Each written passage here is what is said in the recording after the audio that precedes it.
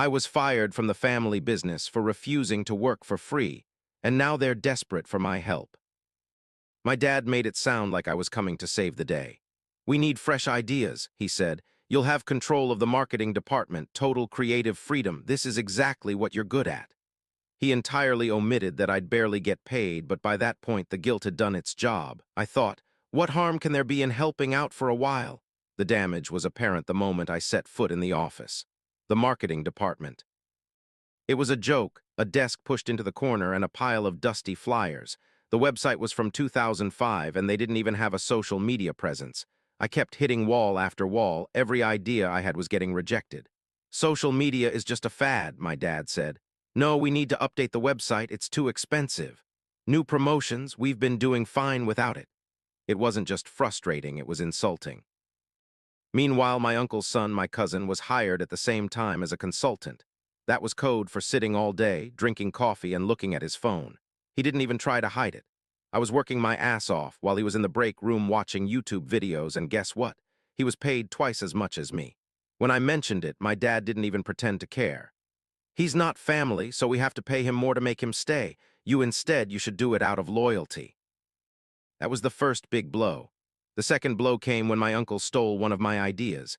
I had worked for weeks setting up a partnership with a local fresh produce supplier, something he knew would bring in new customers. Right before the deal went through, my uncle stepped in, took the credit, and got a bonus. When I confronted him, he laughed.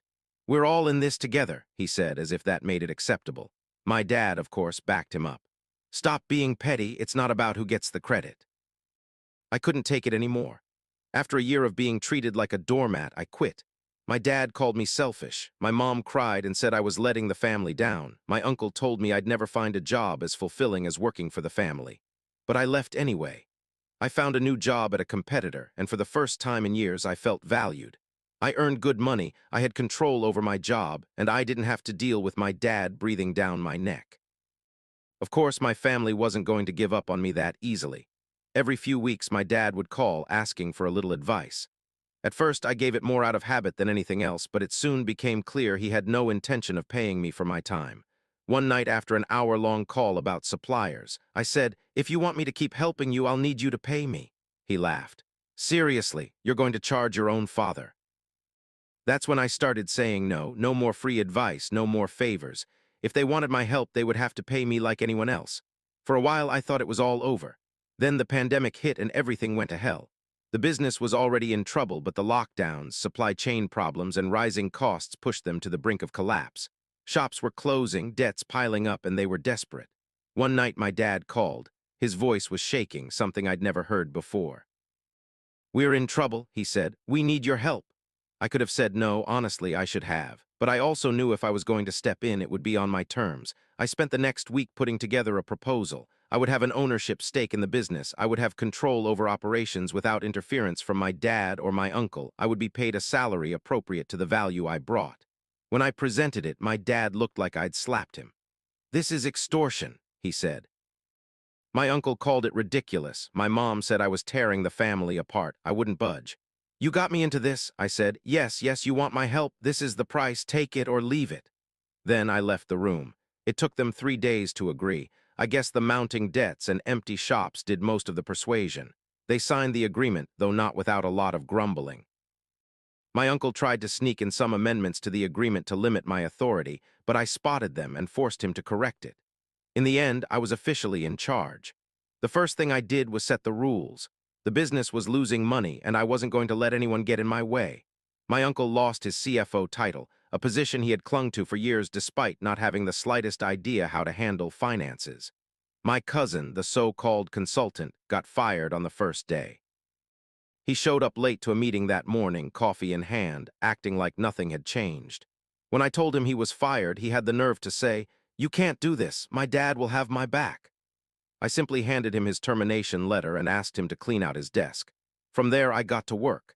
The stores were outdated and poorly managed, so I made necessary optimizations, renegotiated contracts with suppliers, and revamped the branding. I launched a social media campaign that tripled online traffic in a month. My dad hated every second of it.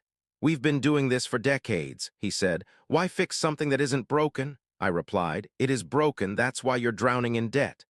He didn't like it, but I couldn't argue with the results. Meanwhile, the entitled attitude wouldn't stop. My uncle came by one day with a suggestion. He wanted me to train his son, yes, the same cousin I fired, to eventually take over my position. I laughed in his face and said, "What for? Why should he sit back and do nothing and let others do the work?" My uncle wasn't happy. "You're being disrespectful," he said. "It's family." I stopped him immediately. "If he wants to work here, he can start at the bottom like I did. If not, I'm not wasting my time." Then there was the time my mom tried to guilt me into donating some of my salary back into the business. "It would be a nice gesture," he said. "As if I hadn't sacrificed enough already, your grandpa would have wanted you to give something back to the family." I replied, "Grandpa also believed in paying people what they're worth. I'm not a charity." The worst was a board meeting where my uncle tried to blame me for the company's past failures. He said that my reckless ideas, like the partnership with the store he robbed, had nearly sunk the business. I let him talk and then calmly pulled out a stack of reports. I analyzed every initiative I'd introduced and showed how each one had increased revenue and reduced costs. By the time I finished, the meeting was silent. My uncle didn't say a word for the rest of the meeting. Despite all the drama, within a year I managed to turn the business around. We were back in positive numbers, and the stores were doing better than they had in decades. My dad and uncle still found ways to complain. Of course, my dad said I was too focused on the numbers and not enough on the tradition. My uncle accused me of being greedy. I ignored them both. I wasn't there to make them happy. I was there to fix what they'd broken. After about 18 months, I decided I'd had enough. The business was stable, and I'd shown my point. I announced my resignation during a family dinner, and the reaction was unmatched. My dad looked like I'd told him I was moving to Mars. "You can't leave," he said. "We need you." My uncle added, "After all we've done for you, this is how you repay us." Of course, my mom started crying. "The family needs you," she said. "You can't just abandon us." But I wasn't going to give in. I told them, "I came here to save the business, and I already did that. Now it's up to you to keep it going." My dad tried to convince me to stay by offering me double the salary. I turned it down. Money wasn't the issue. I just couldn't put up with their nonsense anymore. Before I left, I sold my ownership stake in the company at a significant profit. I also left them a detailed plan for the next 5 years, outlining everything they needed to do to keep the business afloat.